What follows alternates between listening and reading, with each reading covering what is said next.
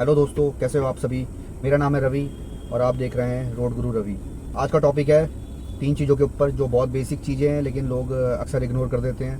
अगर आप ड्राइवर हैं, रोज़ गाड़ी चलाते हैं, या आप एक कार ओनर हैं और कार को रेगुलर यूज़ करते हैं, तो आपको इन 3 चीज़ों पे बहुत ज़्यादा ध्यान देने की ज़रूरत है।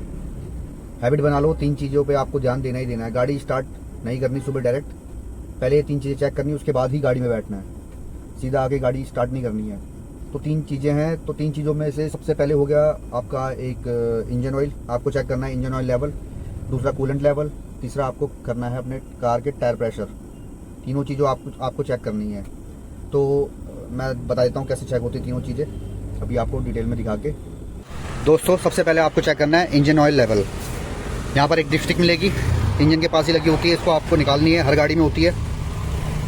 जैसे ही डिपस्टिक निकालेंगे, डिपस्टिक के टिप पॉइंट पे 2 डॉट्स बनी होगी। इन दोनों डॉट्स को आपको चेक करना है कि इंजन ऑयल का लेवल कितना है। अब चेक कैसे करेंगे ये बता देता हूँ। इंजन ऑयल लेवल चेक करने का तरीका यही है कि आप सबसे पहले तो डिपस्टिक निकालोगे। डिपस्टिक निकाल के इसके टिप पर 2 डॉट्स बनी हुई है, एक ये और एक ये। इंजन ऑयल लेवल हमेशा इनके बीच का ही होना चाहिए, ना इससे कम ना इससे ज़्यादा। ज़्यादा होगा तो भी नुकसान है, कम होगा तो भी नुकसान है। अभी डिटेल में कवर कर देता हूँ उसको मैं। दूसरा हो गया आपका कूलेंट लेवल। कूलेंट लेवल हमेशा मैक्सिमम, यहाँ पर 2 पॉइंट लिखे हो देख लो, एक मैक्सिमम और एक मिनिमम। कूलेंट लेवल भी हमेशा मैक्सिमम और मिनिमम के बीच में होना चाहिए, ना मैक्सिमम से ज़्यादा ना मिनिमम से कम। तीसरा हो गया दोस्तों आपका टायर प्रेशर का लेवल।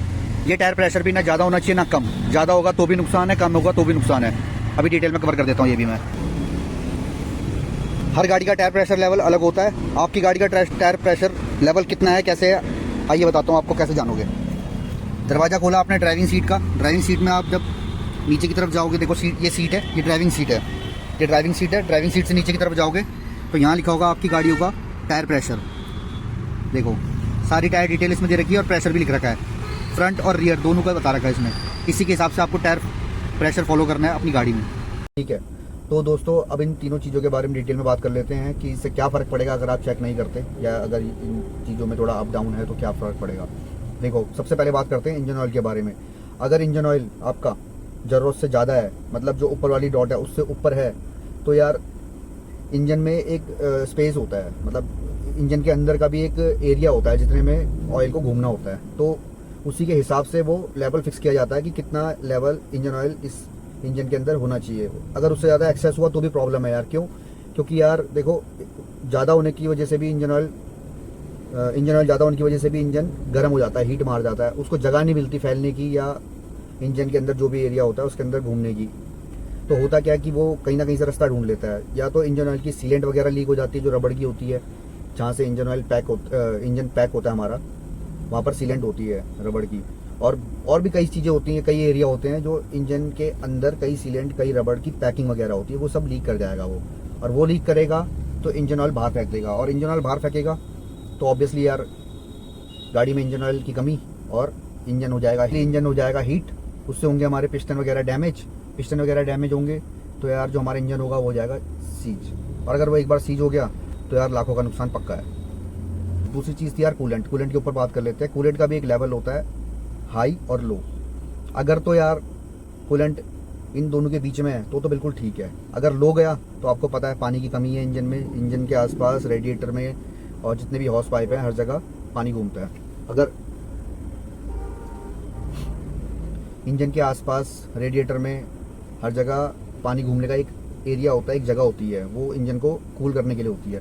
अगर उसमें पानी कम हुआ तो यार ऑब्वियसली इंजन हीट होगा, फिर वही प्रॉब्लम, इंजन हीट। अगर इंजन हीट हुआ तो फिर वही प्रॉब्लम, इंजन सीज, फिर बड़ा डैमेज। और अगर कूलेंट लेवल उस हाई लेवल से ऊपर चला गया तो फिर यार ऑब्वियसली उसको जगह नहीं मिलेगी, एक्सेस अमाउंट में हो गया, फिर वो कूलेंट को भी कहीं ना कहीं से फेंकेगा। या तो हॉस पाइप लीक होंगे, या तो रेडिएटर लीक होगा, या तो जो आपका वाटर टैंक होता है, कूलेंट का वाटर टैंक, वो ही कहीं ना कहीं से क्रैक होके वो लीक हो जाएगा।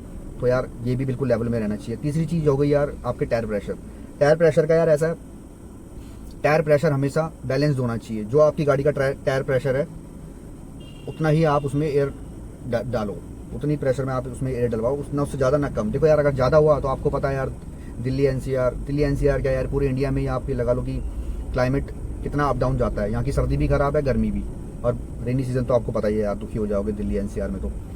तो अगर आपका एयर प्रेशर टायर का हाई है तो गर्मी में तो वैसे चांसेस है कि आपके टायर वगैरह ब्लास्ट हो सकते हैं, और अगर एक बार ब्लास्ट हो गए चलती गाड़ी में तो यार ये और भी डेंजर है, एक्सीडेंट का खतरा है। तो यार आप लगा सकते हो कितना रिस्क है। दूसरा, अगर उसके टायर के एयर प्रेशर कम है तो यार आपको पता है टायर दब के चलेंगे, चिपक के चलेंगे, रोड पे चिपक के चलेंगे तो यार आपको पता ही है। सबसे पहली बात तो आपको पता है आपके गाड़ी का माइलेज कम हो जाएगा, और माइलेज कम होगा तो यार पता ही है आपको जेब ढीली होएगी। दूसरा यार, जब गाड़ी के टायर में हवा कम होती है ना तो वो रोड से चिपक के चलते हैं और उसमें ना साइड में क्रैक आ जाते हैं, तो वो भी एक रीज़न है कि यार टायर फट सकता है, टायर ब्लास्ट हो सकता है। तो हमेशा बैलेंस में रखो। ये तीनों चीज़ें यार, तीनों चीज़ें ऐसी है ना, ज़्यादा एक्सेस में होनी चाहिए ना ज़्यादा लो होनी चाहिए। कूलेंट, इंजन ऑयल और कार के टायर का एयर प्रेशर, तीनों बैलेंस रखो। गाड़ी में बैठने से पहले तीनों चीज़ चेक करो, उसके बाद ही गाड़ी स्टार्ट करो। ये बचाएगी यार आपको मोटे खर्चे से, रोड में प्रॉब्लम आने से। रोड में आपका टाइम भी वेस्ट नहीं होगा और आपकी कार भी बनी रहेगी, कार की हेल्थ अच्छी रहेगी, लंबी चलती रहेगी। ठीक है दोस्तों, अगर दोस्तों आपको ये टॉपिक यार इन्फॉर्मेटिव लगा, आपको लगता है कि इससे अच्छी इन्फॉर्मेशन मैंने दी है, तो आप प्लीज़ लाइक कमेंट सब्सक्राइब कर देना यार। और दोस्तों मैं अपने बारे में भी कुछ बता देता हूँ। देखो यार दोस्तों, मुझे ना 15 साल से ज़्यादा का एक्सपीरियंस है कार ड्राइव करने का, और मैं एक टैक्सी ओनर हूँ। 15 साल से ज़्यादा हो गया मुझे एक टैक्सी चलाते हुए। मेरी खुद की टैक्सी है, मैं खुद ही चलाता हूँ, खुद ही ड्राइव करता हूँ। दिल्ली एनसीआर में ड्राइव करता हूँ, आपको पता ही कितना मुश्किल है यार। यहाँ पर मैंने 15 साल में बहुत सारी प्रॉब्लम झेली है, उनका सॉल्यूशन निकाला है, और मैंने उस प्रॉब्लम का सॉल्यूशन निकालते निकालते उससे बहुत कुछ सीखा है। तो मैं ये चाहता हूँ कि यार जो भी मैंने सीखा है मैं तुम सभी लोगों से शेयर कर दूँ, ताकि यार जिस प्रॉब्लम में जब मैं फंसा हूँ आप लोग ना फंसें। तो मुझे लगेगा कि यार मेरा उन प्रॉब्लम को झेलना और प्रॉब्लम में फंसना वर्थ है। तो मेरी इन्फॉर्मेशन की वजह से मैं चाहता हूँ जिस प्रॉब्लम में मैं फंसा हूँ वो किसी और को ना झेलनी पड़े। अगर ऐसा हो गया तो यार ये मेरे लिए बहुत अच्छा होगा, मेरे को बड़ी खुशी होगी। दोस्तों ओला, ऊबर, रैपिडो जैसी कंपनी के साथ मैं कई सालों से पार्टनर रह चुका हूँ। रेगुलर इनके साथ मैंने काम किया है, टैक्सी अपनी इनके साथ अटैच करके मैंने बहुत चलाई है यार। और ये सारा एक्सपीरियंस यार मैं आपको ऐसे शेयर नहीं कर रहा हूँ। देखो 15 साल तो मुझे हो ही गए हैं टैक्सी लाइन में। मोर देन 4 लाख किलोमीटर के आसपास मैं रन कर चुका हूँ इस कार को, 8 साल हो गए हैं, अभी भी ये फर्स्ट क्लास चल रही है। तो जितनी भी प्रॉब्लम मुझे कार से रिलेटेड आई है मैं आपको उसके बारे में इन्फॉर्मेशन दे रहा हूँ, वो इसी बेस पे है कि मैंने खुद एक्सपीरियंस उसका लिया है, उसके बाद ही मैं आपको दे रहा हूँ। तो दोस्तों मिलते हैं आपसे अगले टॉपिक पे, अगली वीडियो में। अगर इन्फॉर्मेशन आपको यूज़फुल लगी, इन्फॉर्मेटिव लगी तो प्लीज़ लाइक कमेंट सब्सक्राइब कर देना। मिलते रहेंगे यार, तब तक के लिए बाय।